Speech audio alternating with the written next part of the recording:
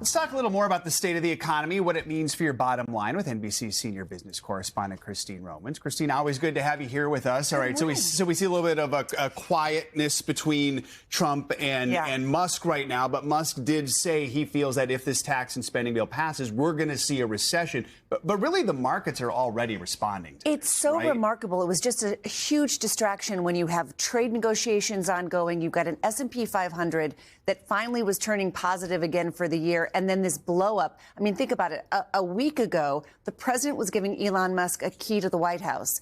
And then by Thursday, they were trading these insults. The president suggesting that he could cut government contracts for Tesla. Tesla shareholders very upset about that. Tesla stock down 14% this week. And Elon Musk suggesting that the president's tariffs could cause a recession. There were even worse insults than that. But those are the ones that I cared about that had to do with the market and the economy. So a remarkable distraction. One big Wall Street analyst telling me a very unserious moment for the United States if you think about investors around the world looking at what's happening here. So let's talk about tariffs. The Congressional Budget Office saying it would bring down the deficit, but it would also shrink the economy. What does that actually mean for people at home? So look, we're trying to figure out what this big, beautiful bill would look like in terms of tax spending, right? So that's one thing here. And then you've got the president's tariffs, and that's another part here. And the president says that his team is going to meet with China on Monday in London. We know the president and President Xi of China had a call this week. Very important because that relationship was starting to fray.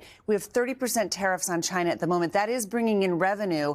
The question is here, is the president trying to put tariffs on to reshore manufacturing, in which case, if companies start coming back to the United States and making their products here, then you won't get tariff revenue, right? Because there wouldn't be anything to tariff. Or does he want these tariffs to be permanent, sort of change things, and so that's how you fund the government?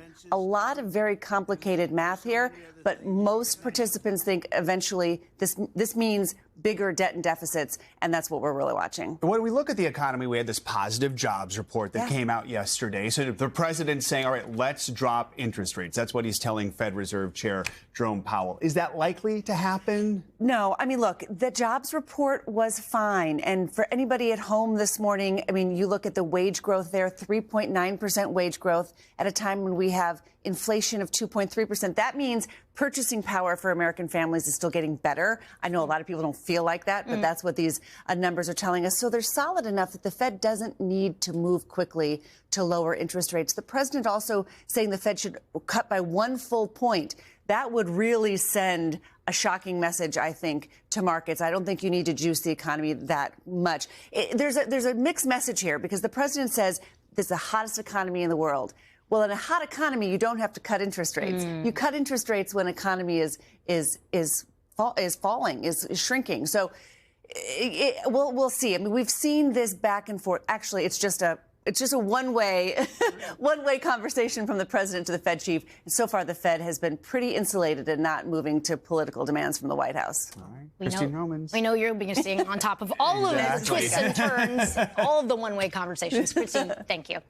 Hey, thanks for watching. And don't forget, you can catch the Today Show every morning on NBC or take Today when you're on the go. Just follow the Today podcast on Apple Podcasts, Spotify, or wherever you listen.